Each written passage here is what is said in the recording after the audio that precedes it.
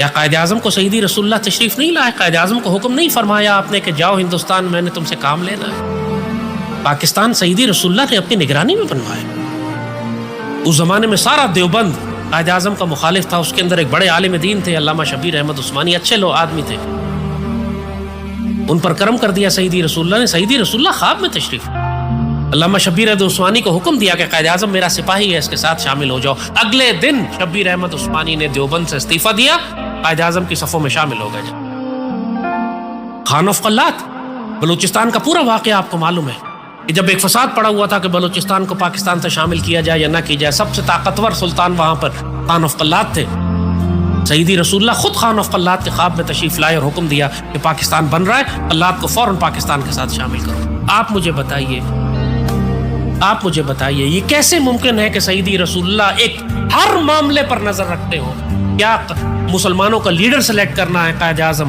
کس عالم دین کو دیوبند کے کفر سے نکال کر عالم اسلام کی خدمت کے لیے منتخب کرنا ہے؟ خان آف قلات کو، وہ جو سیکولر آدمی تھا بالکل، لیکن اس کو خواب میں زیارت کروائی چونکہ پاکستان کے مفاد کا معاملہ تھا، اس کے دل میں بات ڈالی، حکم دیا گیا اس کو براہ راست۔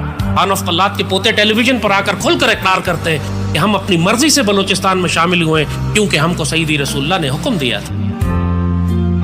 کون مسلمان اس فیض کا انکار کر سکتا؟ تم آج بھی سیدی رسول اللہ کے دور میں ہی رہتے ہو، آج بھی تمہارا صلاۃ والسلام اور تمہارا درود شریف سیدی رسول اللہ کو پہنچایا جاتا ہے، آج بھی سیدی جواب عطا فرماتے ہیں، آج بھی سیدی تمہارے معاملات پر نگاہ رکھتے ہیں۔ قدرت اللہ شہاب نے شہاب نامہ میں اپنا ذاتی واقعہ بڑا تفصیل سے بیان کیا ہے۔ کہتے ہیں کہ انہوں نے سنا، ان کو کسی نے واقعہ سنایا کہ جب سیدی رسول اللہ سے کوئی بات صحابہ کرام کو منوانی ہوتی تھی تو آپ بی بی فاطمہ کے ذریعے سفارش کرواتے۔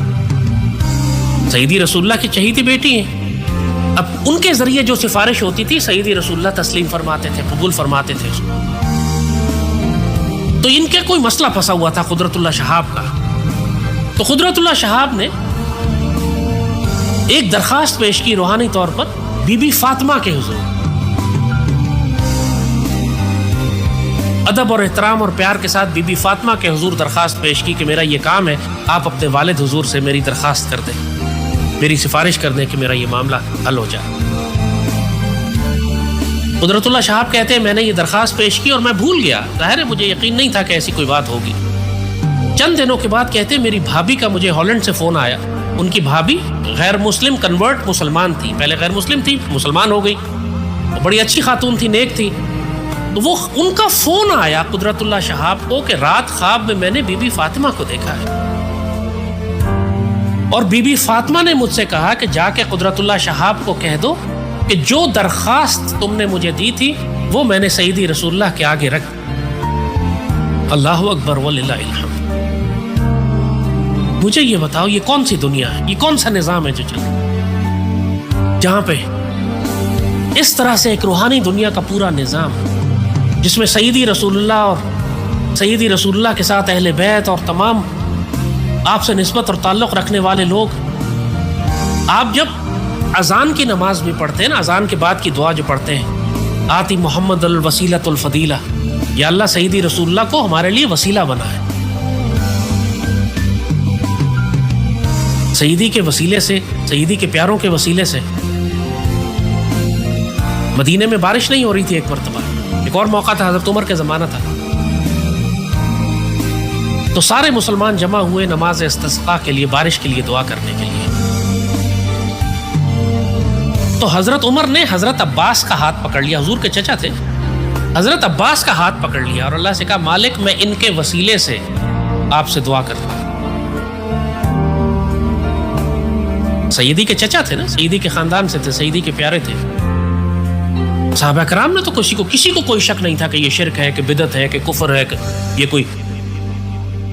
بی بی عائشہ سے پوچھا تو بی بی عائشہ نے فرمایا کہ سیدی رسول اللہ سے براہ راست بات کرو، اس لیے انہوں نے دیوار چھت پہ سوراخ کروا دیا، وہ سوراخ آج بھی قائم ہے، کسی صحابی نے اعتراض نہیں کی۔ حضرت عمر کا وقت آیا تو آپ نے حضرت عباس کی مثال، دونوں باتیں دکھا دی کہ براہ راست سیدی رسول اللہ کے پاس جاؤ یا اہل بیت کے پاس جاؤ یا سیدی کے پیاروں کے پاس جاؤ، کسی کا وسیلہ اور سفارش تم استعمال کر لو، اللہ تمہارا کام کر دے گا انشاءاللہ۔ بی بی فاطمہ کا وسیلہ استعمال کرو، حضرت عباس کا وسیلہ استعمال کرو. یہ تو میں آپ کو مثالیں بزرگوں کی دے رہا ہوں جو کتابوں میں لکھی ہوئی ہیں، ہزاروں ہیں. ہم ریکمینڈ کریں گے کہ یہ کتاب پڑھیں آپ، زیارت النبی بحالت بیداری، اور زیارت النبی اور سیرت النبی بعد از وصال النبی.